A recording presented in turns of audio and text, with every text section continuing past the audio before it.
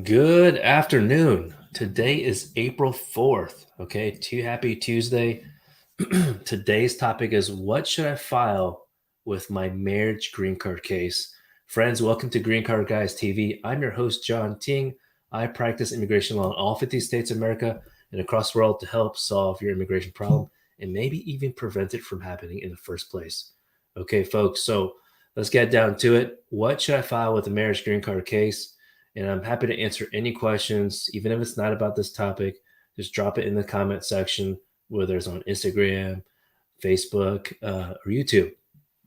Now, we also offer free 15-minute preliminary discussion, strategy session, but you do need to share information when you first call in. You speak with our CARES team, client care specialist. You talk with them. They're going to ask you some questions, understand your case a little better, and that's when they'll determine whether you can qualify for free consultation. Now, free consultation doesn't mean that you need to hire us or anything. It'll be our honor to help you from start to finish, or even if it's in the middle or towards the end when it's like a notice of intent to deny. We do cover those situations, those scenarios, because that's really where people need help the most. So I definitely understand. There's some law firms that don't even help with that. They want like clean and easy. Well, we're the immigration problem solver, so this is where we step in. Okay, help you all out. Now, here's the deal. What should I file with marriage green card case? You might not, have a marriage case right now, but this could be helpful for you in case you're thinking about in the future. Yeah, I know there's a lot of y'all that are thinking, well, I don't want to get married, John. It's very difficult to find the right fit. I completely understand. I have some friends that still still waiting for the right fit. So but I'll get to the comments soon. I just want to share. So number one, okay. And when I say marriage green card case, for this today's show, I'm talking about people who are eligible for adjustment of status, which is typically someone who has entered with a visa. Now, it may be possible that you could file for adjustment, meaning you remain in the United States to get the green card, even if you enter without a visa. Some people call it illegally. Some people call it without papers. So that's going to give you an idea. And so there's some exceptions. We won't go through all the exceptions today. Today is more about what you could file. But here's the deal. This is a new trend, okay? 2023. Next year, keep in mind why there's trends going on, okay? This past year, last year, we also had naturalization cases for people to become U.S. citizens being processed a lot faster. This is all intentional. Everything that happens with the U.S. government is intentional. It's not just by random, okay? So if you're suffering delays, it's intentional. If your case is sped up, it's intentional. So right now, the cases that are being sped up are marriage green card cases that are based on adjustment of status, where you're eligible to apply here in the United States, okay? So we've recently, along with my colleagues and friends, have, for example, received courtesy emails, which we normally would receive that on paper. And the courtesy email or notice would say, please bring your medical exam. It's a critical item. But in the past, and currently so far, it's been understandable. It's like an unspoken thing between at least private practitioners like myself and USCIS that it's okay for the applicant to provide the medical exam later, okay, at the interview. But these days, under the Biden administration, they're allowing these cases, marriage-based cases, to be waived. The interviews are being waived. Now, it is not for everyone, okay? Or if you're like, John, we have received emails about this. They're like, well, John, what's up with my case? How come it's not being waived? Well, your case is not consular. It's not adjustment status. The spouse is abroad. The person's outside the United States. So it's a completely different situation. So of course, if this video is not relevant to you, it's all good. I'm still happy to answer any questions after this bit. So medical exam. Back to number one is to provide the medical exam. So it's okay if you didn't file, if you already filed your case and you didn't provide the medical exam, it's okay. It's not the end of the world. They will email you. Okay. Well, not when I say they will, I can't say for every field office. Okay. So it could depend on the field office. I received several from the Dallas and Houston field office, for example, because that's where most of our cases are filed at. If I had to pick a majority. Um, so, anyways, so the medical exam is very important. So, if you get an email about that at the same time, don't think that just because you got that email that you're like, what the hell? USC has lost my medical exam. No, that's not the case. They're trying to be so efficient that they don't even look at your freaking case. Possibly. I don't even know why they have some system to trigger an email asking for this medical exam if they haven't even looked at the file. It's kind of crazy, but hey, I'll take that over the previous days, like just a few months ago. So don't try to beat yourself up or be like frustrated with USCIS. I mean, I'd be more frustrated if there was a delay. They're actually trying to process your case. So if you do get this email, I would just maybe hold off, maybe at least wait a week to see if you're going to get the paper notice. Okay. Because then that's when you would definitely reply back. Because in the email, courtesy email, they didn't provide us a due date, right? Because they probably figured they're just wanting to indicate to people your case is trying to get approved sooner, or at least a decision. All right. So that's one thing. Now, I won't go through the standard evidence like, marriage certificate, things like that. But here's the second thing that you need is a joint bank account. I don't want to assume that people may think that that is a common one or that I don't need to talk about. I don't want to gloss over this. This is critical. This is very important. So I know some people are saying, well, my passport expired. The bank needs some kind of ID. Get it together, folks. Don't create excuses for yourself, okay? Find a way to get an ID so you can prove your identity, okay? So there's some states that allow undocumented people, foreign nationals that get some kind of maybe a driver license. You need to look at that respective state's requirements. In fact, I'll ask my marketing team to put that together. Oops. Hopefully it didn't create too much work for them. But I think that'd be helpful for you, okay? Because you need an ID to open a bank account. It makes sense, right? And then when you open that bank account, you don't even have to open one, but maybe your US citizen spouse or your legal permanent resident spouse already has an account that they're willing to let you join. All right. So you still need to prove your identity. Now, of course, if you recently entered the United States and your passport's still valid, then they'll accept that. So hopefully you don't have to proactively get a separate different driver license, and that's depending on the state that you live. But some states don't even require that you live in that state to get a driver license or some kind of ID, or maybe the rules are fairly flexible. So take a look into that. All right.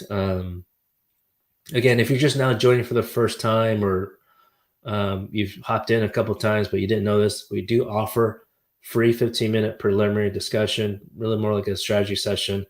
In our cares team, when you first call in, our client care specialist will talk with you and ask some questions to really understand your situation better to see if we can help you. Now, there's sometimes they might say, look, we have a free guide. All right, take a look at that, but you're not qualified for a consultation. So it just depends, because maybe you might be able to solve it yourself with our free guide.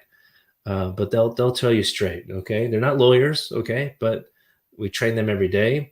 They still cannot provide legal advice, but of course, ultimately, if you're like, well, I still really need legal advice, then absolutely, we do offer a paid consultation for 30 minutes, I believe, at $149 for our associates. For me, it's $199. I used to do it for free, but my team told me I have a lot to do, so I can't do the consultations all the time. Let's see here. So we just talked about number one, to kind of refresher. Number one is the medical exam.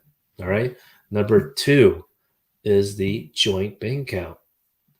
All right, joint bank account. All right, is very, very important. Okay, and the thing is, hot tip about this is that, whew, some people join together the bank account, and of course, if they just joined together, maybe they only had 1 month statement to provide in a file for USCIS when you first file it.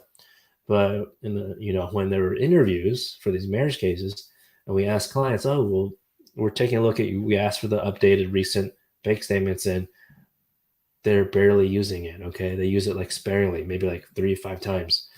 So that's why, ever since we got that experience, we started telling people, when you join the account, the purpose of it is not to just join the account. You need to use it so they can show that there's money coming. USCIS can see that there's money coming in and out. So, right. So even if it's you get your direct deposit into your separate account, but then you transfer money in, that's fine. Of course, for me, I always think it's better if you just get direct deposit to that same joint account. So it's all strategy to demonstrate to USCIS, look, we care so much about each other that we share an account and we're using it. Um, some of you might think this is so simple, like why do other people not do that? I don't know. I'm just going to assume there's some insecurities about money.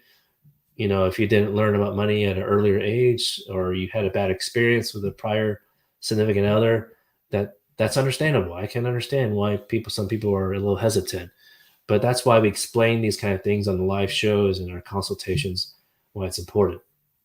Okay, so again, even if you only provided one statement just practically because you just joined the account together, it's okay when you first file it. But have it ready, more recent statements that have activity on it, have it ready in case you have an interview. Don't assume just because you hear about us sharing our wins, our success stories that recently, that you also will get your interview waived. It will depend on what you provided, okay, in the first filing. So keep that in mind. Again, I'm always happy to answer any questions if you do have some right now. I know some of you are all shy and just end up watching the whole show and then at the very end ask a question when I'm hopping off. But so if that happens, call in, give us a call, or send us a DM. Is that what you guys call it? Is that what we call it? DM, direct message. Don't tweet me because I don't use Twitter. I stay off that. That's just too much I don't want to pay that $5 or whatever Elon's asking for. But by the way, if you have a TikTok account, I'm on there. I share some tips there too. That's exclusive to TikTok. So find me there, Green Card Guys _John. Of course, it's really quick. We're quick stuff, not like this on YouTube and Facebook. So let's see here. Yeah, the visa bulletin just came out. Let's see. Document evidence number 3 that you need to provide. Okay, a tip on that is the credit card. Okay, if you have a credit card, share it, join together, add the other spouse as what do you call, like a secondary person, because a lot of y'all that want to get those travel points or whatever you call it, credit card points, then that means you're probably using your credit card very often, especially if you got those like Amazon or whatever, Walmart Plus subscription, whatever you want to call it. You're probably using it very often. In fact, you're probably not even looking at your credit card statement. So you might as well add your spouse onto that account. Okay. Hey, you can always kick that person out off your account later if you want, but you're actually doing your spouse a favor, not just for the immigration case, of course, but which, by the way, you're not filing this case for the immigration benefit of getting a green card. It's not a fake case. But of course, the other thing is that you're helping, assuming you have good credit, you're helping your spouse boost their credit score as well. So a little intangible thing that can help out in the future. But that's important. You might as well do that, because especially if you get overwhelmed with all this requests from your attorney, or you just see our checklist and you see like, oh, all these bills, like I need to provide 12 months of utility bills, 12 months of light bill, cable bill. It can be overwhelming and honestly annoying.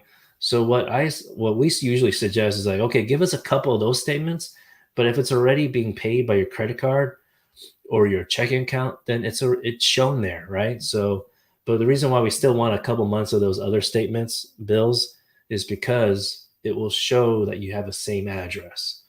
Now, some people will say, "Oh, well, do we need both names on it?" That'd be great, but I know some vendors, like the uh, utility companies, won't allow two people on it. But you should try, of course, to see if two people can get on it. All right. Now, there's another there's another tip I want to share with you. Okay, there's so many things when it comes to just download to evidence, but the fourth thing, okay, especially if you don't have a checking account together, especially if you don't have a credit card together, which I recommend. I I could be wrong, but I feel like getting applying for credit card is easier than opening a bank account. But I think you need a social, so that could be where the hiccup is. But the fourth thing, I'll have five for you, okay? Five tips here. But the fourth thing is a letter. We call it, some people can call it affidavit, some people can call it declaration.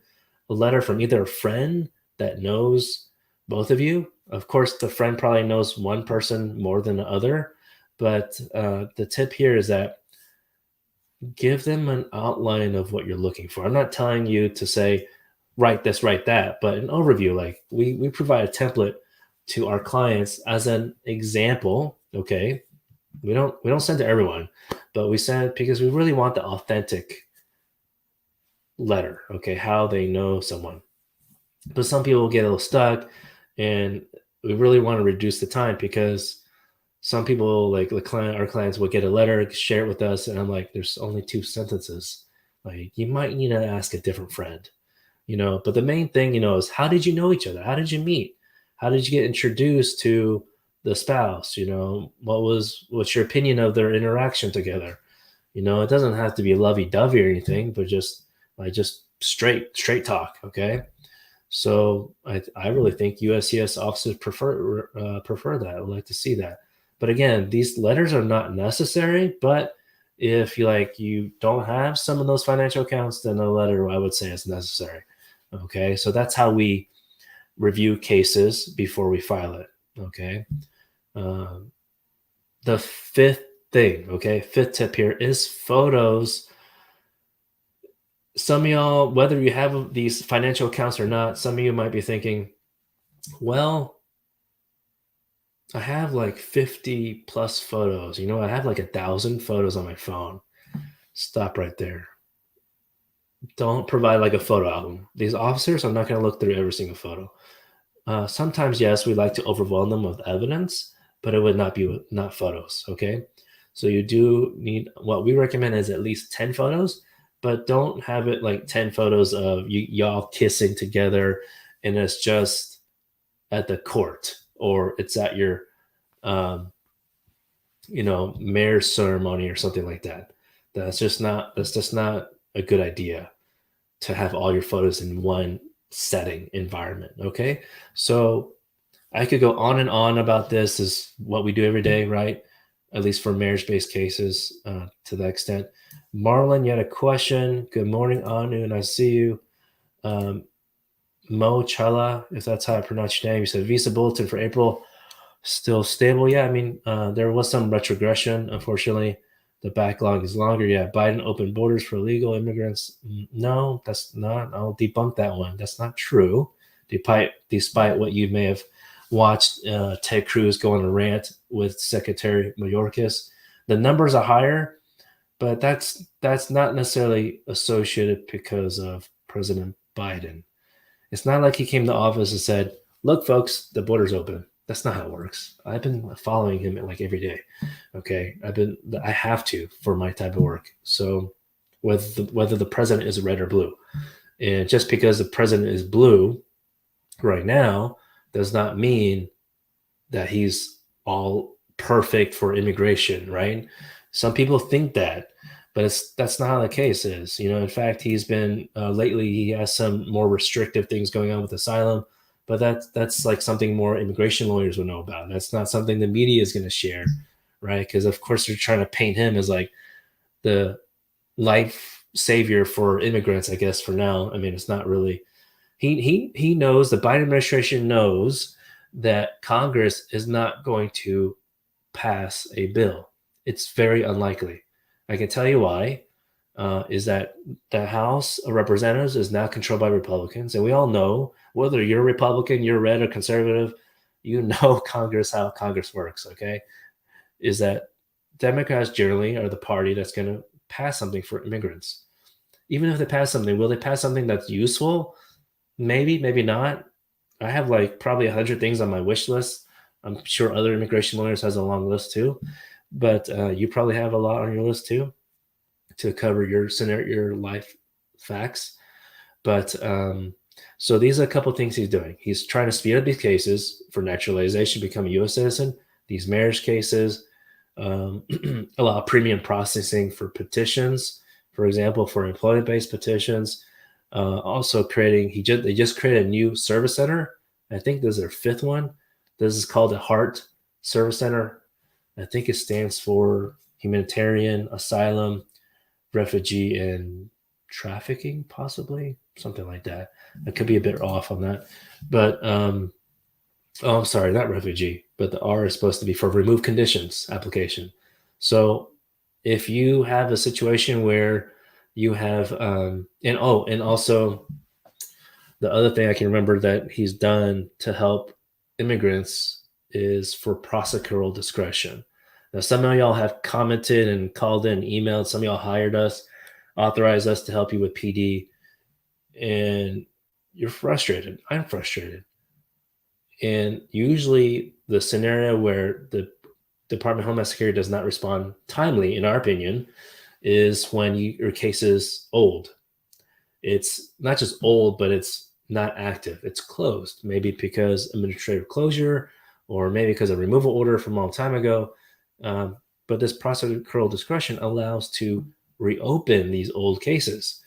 But right now, in general, this is just how the government works. They always think anything that's just like right now, like a deadline, like a court hearing, they're going to focus on those. Like if they had a court hearing tomorrow, they're going to focus on that today, right? As opposed to something that's already been closed. So it just depends on timing like that. Okay, it's kind of a wait and see, recheck with the inquiry. But yeah, that's just how it works, and it's not the same thing across the board. So I'm sharing this anyway. Back to the main story about President Biden is that he may not be perfect. President Obama was not perfect for immigration. There's a lot more I think he could have done, but this is prosecutorial discretion has always existed.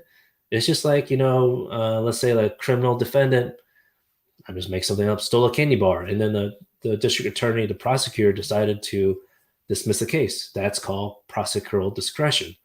Prosecutorial discretion. Okay, we just call it short PD because I clearly mess it up sometimes. So those are, but this one allowed, the one under Biden administration allowed people to, or allowed people who had an order removal before. So that's unheard of. Okay, before President Biden. So he's doing things that the media does not talk about. Okay, all right. So if I really want to debunk that assumption that President Biden just, or any Democratic president, just opened the border. In fact, there's been lawsuits against the Biden administration for still maintaining Title 42 to keep people out because of public health, which was utilized by President Trump, but then Biden just let it keep going, right? So people make the assumption that Biden's letting people in. Yeah, I don't think so. Might need to get your facts straight on that one. Of course, the data doesn't look good. The statistics are higher for people coming in, but that doesn't mean he let people in. That's not how it works. Let's see. Any more questions? Marlon, you asked, can I also speak about spouse when the spouse is overseas? Yeah. So, for example, we just submitted an inquiry yesterday. I had to call in yesterday to USCIS. I had to have my client authorize me to do it, literally on the phone. In most clients, we ask when they have especially when the spouse is abroad outside the U.S., if there are situations in their life that we both chat about, And we believe that there could be a chance that USCIS allows for or grants the expedite request, basically meaning like hurry the hell up with processing my case because I'm going through some kind of hardship. Then we'll try it. Okay, we do it as a courtesy for folks that sign up with our Max plan or Pro plan. Um, I'm sorry, only Max plan. So we do help out with that. And so yesterday's reasoning was some postpartum depression, and of course being pregnant recently, want the spouse together, right? Because it's easier with two people. Theoretically, hopefully with two people it's easier. So but everyone's situation is different. You don't have to have a kid to file for expedite requests, but it's not a guarantee that the USCIS will just approve it, right? But you can try to submit a request. It might be possible. So Marlon, hopefully that helps. Maybe if you need we do have a free guide about it. So if you would like that free guide, text in or call in. Okay. So folks, okay. Any questions? Let's see if there's anything on Instagram. Thanks for joining. Okay, Sergio joined. All right. And so don't forget those 5 tips are about evidence I shared earlier about marriage green card. Most of them apply as if it was last year. But the main thing from this topic today, what should I file with marriage green card case if you're here in the United States and eligible for adjustment of status, is that you want to make sure, because we know that marriage cases have interviews being waived right now. Okay, that's the current trend. It might not, by the time you watch this video, it might not be the trend like 6 months later. Who knows? Okay. So, so the reason I share all these tips, meaning like the type of evidence, is because some attorneys and some people in general, when they file their own, only provide what we call like bare bones. They only provide the applications. They might even forget which applications are supposed to be sent together. But let's say, because we had I give one story. We had a situation where someone called in, and I think they said they didn't file for the advanced parole. They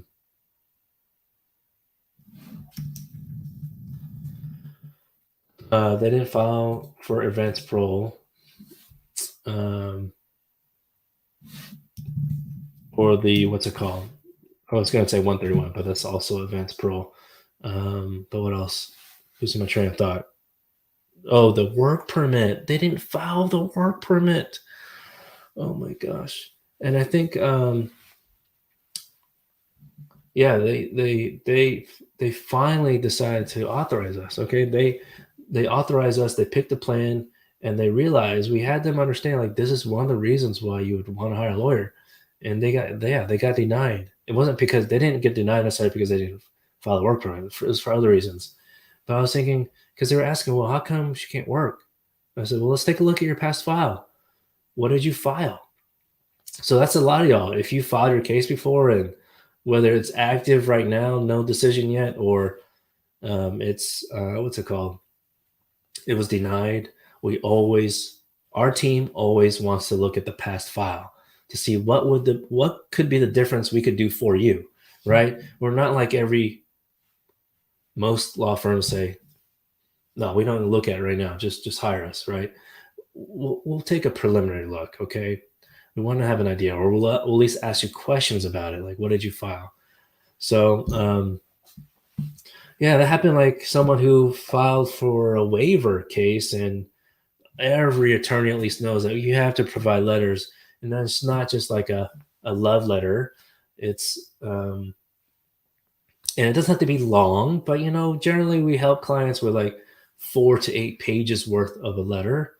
But this one person who called in, it was like a paragraph, maybe a paragraph. And I'm just like, you spent $915 at least to file a waiver, no evidence of hardship, and you only had one paragraph. So, I mean, I really don't like to make people feel bad, but this is an example of why you need to hire a lawyer. Okay, another example of why I go on live shows every day, so you can understand these things. So again, I understand budget is a serious concern for folks. But if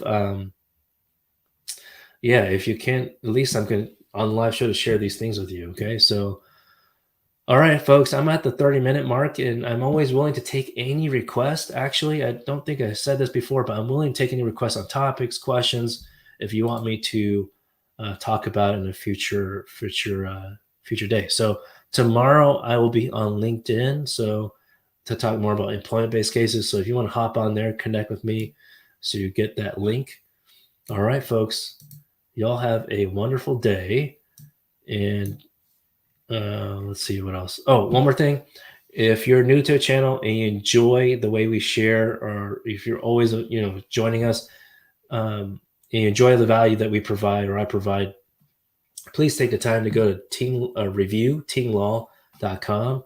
We appreciate your feedback on our on how we do things. Okay, thank you so much, and y'all.